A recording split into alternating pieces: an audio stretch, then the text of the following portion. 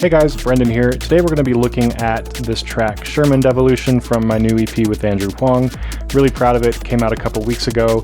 If you haven't checked it out, go check it out.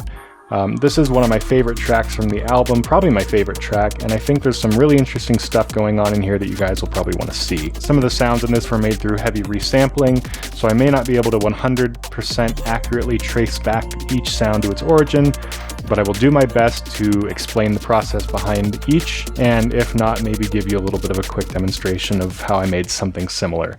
So without further ado, let's get into it. So I've got a few sections labeled out at the top here. We've got an introduction, an exposition, kind of like a rest, little break, a big drop, a breakdown, recap of a previous theme, and then the coda or the outro. So I'm going to move from beginning to end, and then in each section I'm going to move from top to bottom and try to do this as orderly as possible. We may get a little off track, but hopefully not too much. So here we go. The kick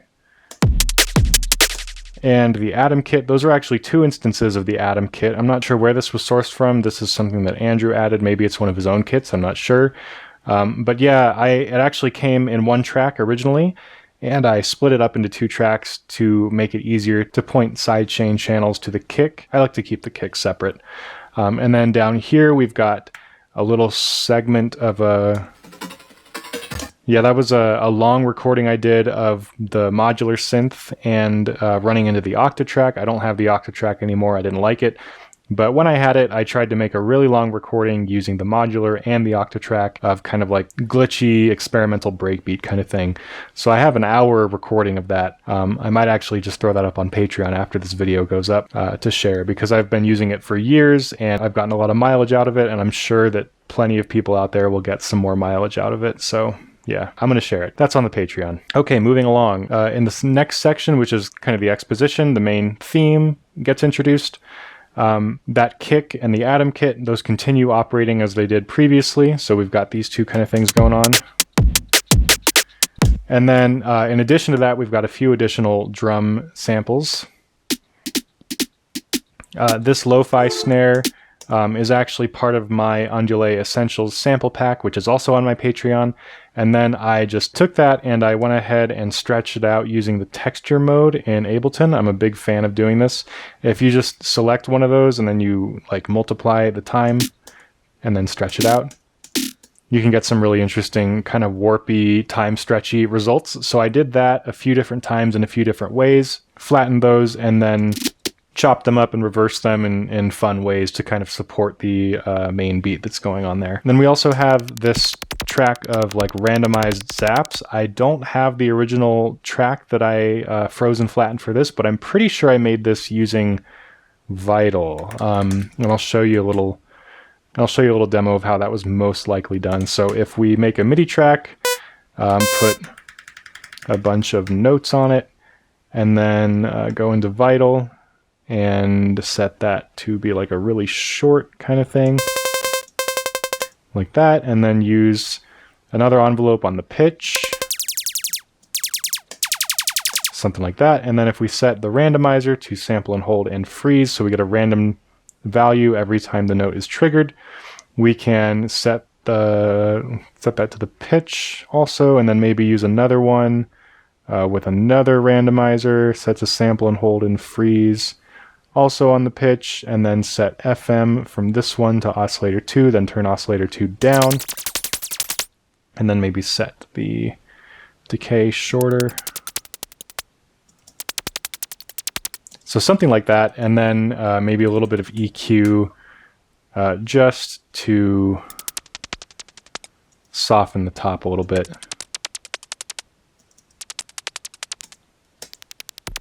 Yeah, so maybe not exactly, but that's pretty close. So definitely something that could have been done in the process there.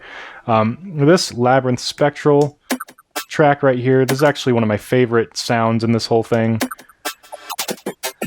And this was achieved by taking this original recording of the Labyrinth that Andrew sent with the original sketch.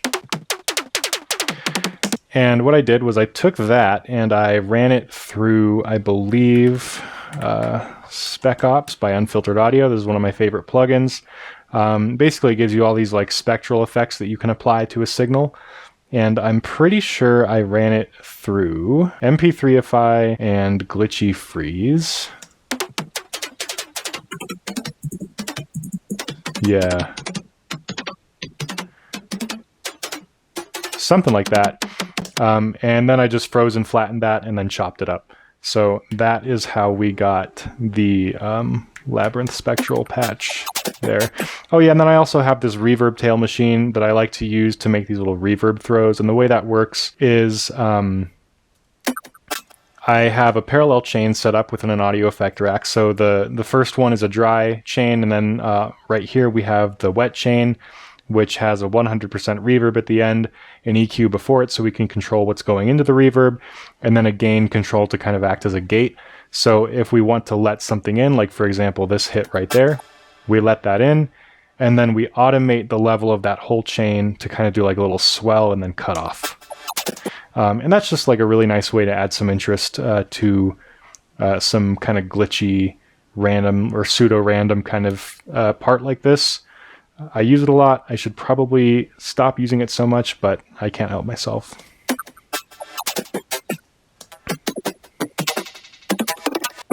Yeah, I really like it. And then let's see what else we've got going on in this little section here. Oh yeah, so let's get down into the tonal part. So that kind of wraps up what's in the drums for now. So yeah, this tonal group right here, that's where we've got a lot of this other interesting stuff. So that one is also just a resampled recording of the Labyrinth synth, and then I stretched it out to get those kind of like time stretchy sounds and then a little bit of bit crushing, and just tuned that to the key of the track. And then same deal, just with reverb and OTT. And then this right here is, of course, the Woo sample from Think by Lynn Collins. That's a classic. And then this right here is made in Serum. That's just a really simple patch.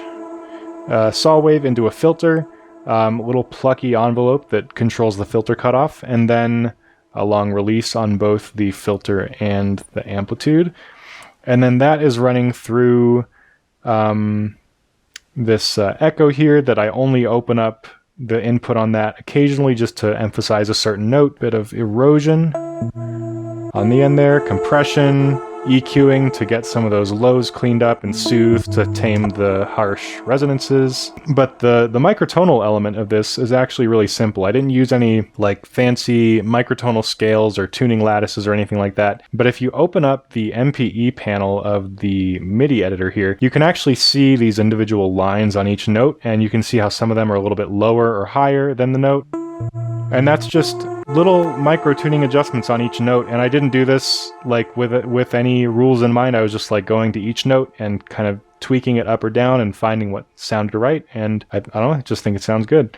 And then that note actually was a kind of a happy accident.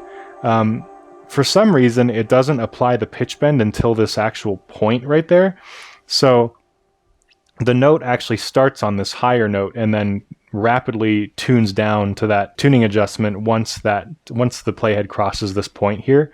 So we actually get kind of like a pitch down effect, like a glitchy pitch bend. I don't know, it's really nice, and it was kind of an accident, but I really liked it. Here's an instance of letting the input open up on the echo to emphasize one of these notes.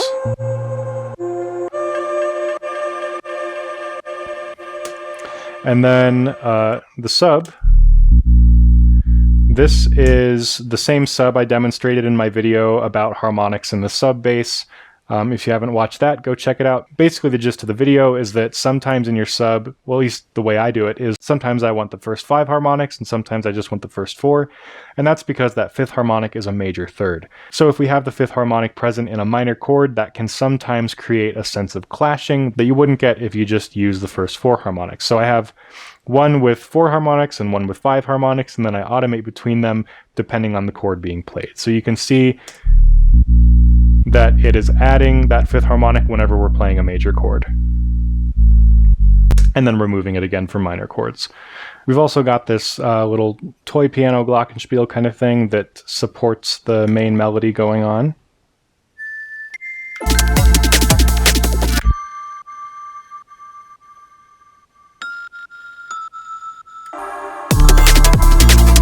Very nice addition. And then we've got this pointy ARP from a contact library that kind of accentuates the build. And then we've also got some wavetable patches that support the melody as well. Nothing too complex going on here, just a square wave patch into a filter.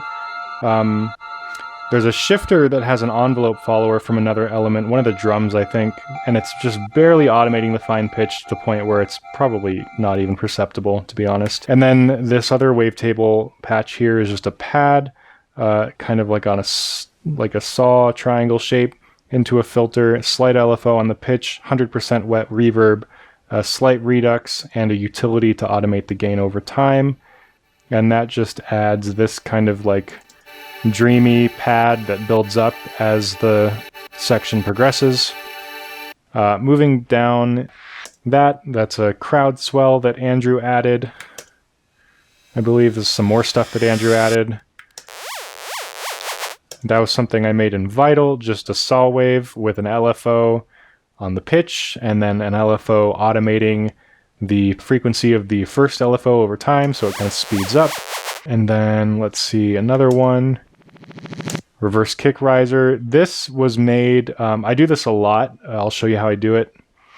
If we add just a kick, let's just take a kick. That one will do. And then we add an echo. And then we set these to time and sync them up. Maybe make them like, maybe like that. Filter, adjust the feedback.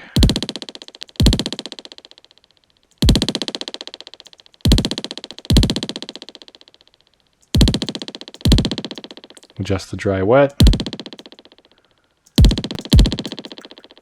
Maybe add some bit crushing.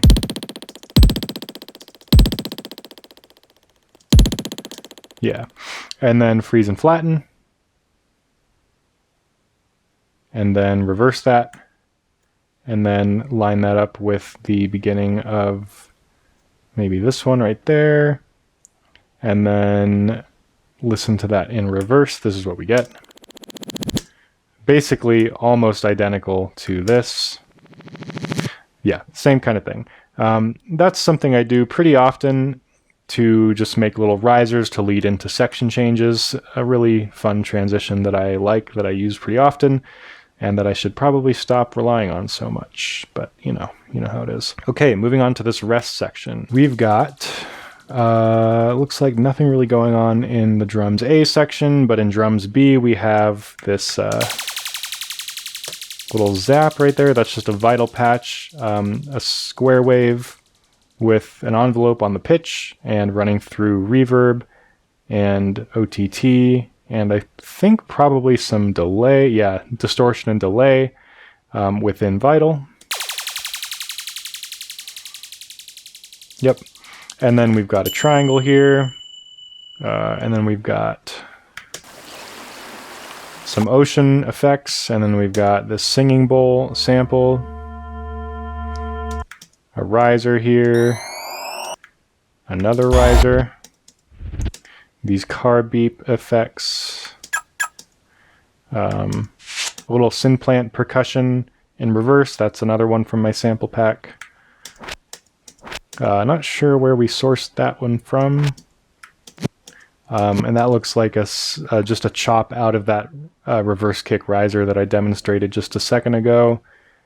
And then we've also got this little like bass drop kind of thing. That's a default sample from the live core library, I believe, and then I just kind of texture mode stretched it. And then another one, just a low sine wave bass. Not sure where I got that one from. It might have just been made in Operator or something. But then combined, they sound like this. And then there's also this little reversed, kind of like a square, distorted square wave kind of sweep thing. And that leads into the next section, which I'll get to in just a sec.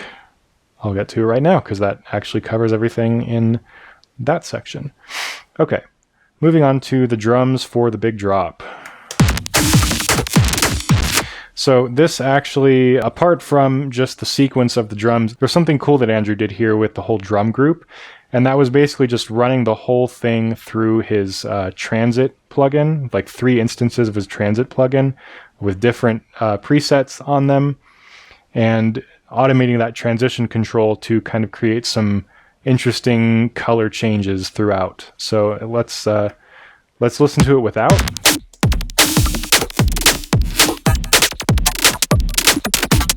So just like a choppy drum loop kind of thing, but then when we add the Transit instances, it sounds like this.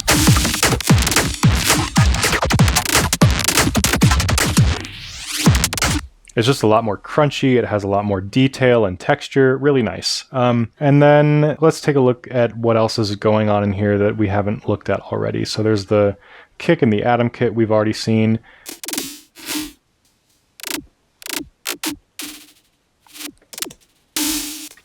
But yeah, these snare edit tracks are processed instances of the Snare Designer rack, which sounds like that, or like that.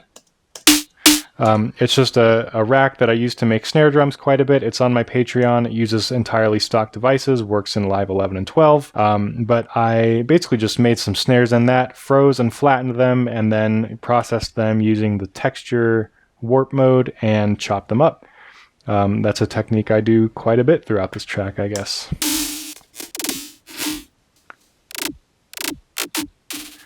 Yeah, so that just kind of supports what is already going on in the beat. That one, I'm not sure where we sourced that one from. Can't remember, honestly. This sound is just a Vital patch, saw wave with an envelope attached to the pitch. Pretty simple. The Labyrinth Spectral drums continue from before. And then in this B drums section, I did this separately because I didn't want it to be affected by what Andrew was doing to these drums up here, which I need to turn back on. And this is just a whole bunch of layers that kind of support the beat and add some like high-end clarity to it. So we've got metallic zaps, we've got some noisy zaps, we've got some noise effects here. This one is just not sure where I got this from, but it's just this kind of noisy sample run through the texture warp mode. And then, let's see, what else is going on here? Nothing there. Okay, let's move on to the tonal section. Not much there. And let's see, risers and effects. Yeah, here we go. So another reverse riser. That one might have been done similar to how I showed you the reverse kick riser, but I think it was just automating the delay time to kind of do like a pitch sweep using that delayed audio, and then that's the same kind of deal, just with a bit crusher added. That one as well. That one also. Right here we have little police siren sound effect with the reverb tail machine to kind of get that swell on the reverb. This one, this DFAM effects, that is that's a DFAM patch I made that kind of just has like an analog FM thing going with some like heavy reverb on it, and then I fade it in over time. And then this part right here is just the DFAM without the reverb, but then added through in post some reverb and delay, or maybe just delay. I think it's just delay. Yeah, and then this one right here,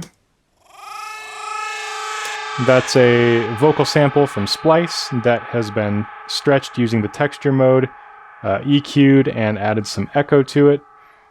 And then we've got this group down here, which was added by Andrew. I'm not sure exactly where these were sourced from. It's called Slinky, so maybe it was all made using a Slinky, and if so, that's pretty cool. But it's all a bunch of stuff that sounds pretty colorful and watery and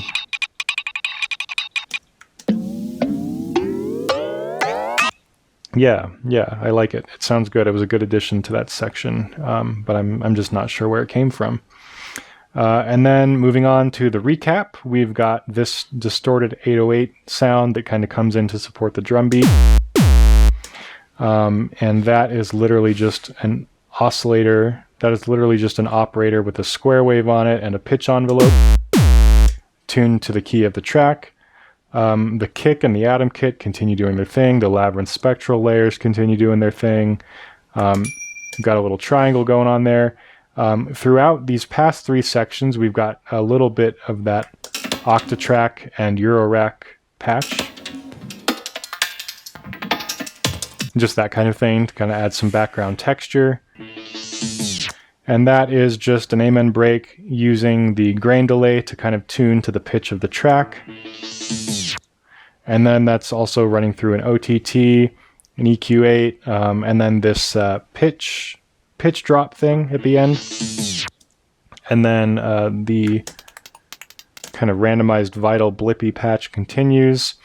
We've also got this pointy ARP that Andrew added from that contact library. We've also got these additional ear candy kind of effects down here. This is another one of the DFAM, just running through some really long reverb. And then we've got this noise riser right here.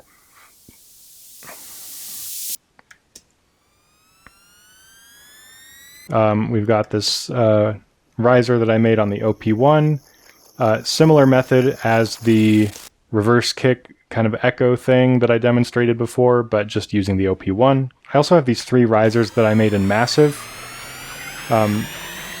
There's a really cool technique that you can use to make risers in Massive, and I learned this one from Mr. Bill. And the way it works is if you just make one note, one big long note, and then you go to the envelope section, automate the pitch bend to increase over time. And then if you go to Massive, go to the oscillator page, set the pitch bend range to like 12 or 24 to go up an octave or 2 octaves. Then you set these parameters to randomize and hit all. You have a new riser. Do it again. There's another one. It's really quiet though. There's another one. So you can just do that to get infinite risers, and it's really quick and easy. And I did that a lot on this album, honestly. But yeah, it works pretty well. And we also have this thing from the Slinky group again that kind of just like leads into the next section.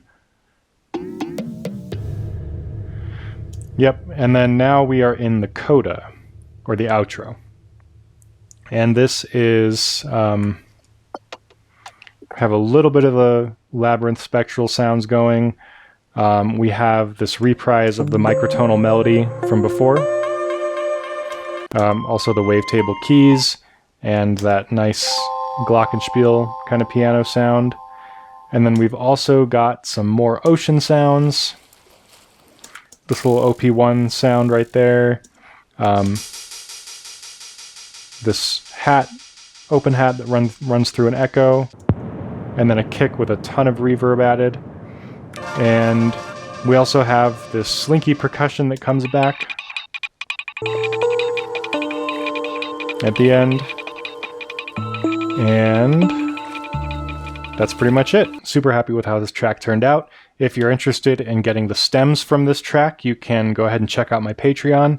I wanted to release the project file, but due to how we processed a lot of groups on this album with third-party plugins and sidechained using Kickstart, which is also a third-party plugin on groups, the fact that you can't freeze groups in Ableton Live kind of threw a wrench in that plan. And I didn't want to just release the project files when like you'd have to have the plugins to use them, because that kind of like ruins the open source feeling of sharing project files. But hopefully you get something out of watching the track breakdown, and maybe you learn something. But if you have any questions, feel free to leave a comment or hit me up on Instagram. My username on there is Andale Music. I teach lessons. I always try to share information, share the techniques, share the knowledge, spread the love. But yeah, that's about it. Go listen to the album. We're both super proud of it. Go check it out.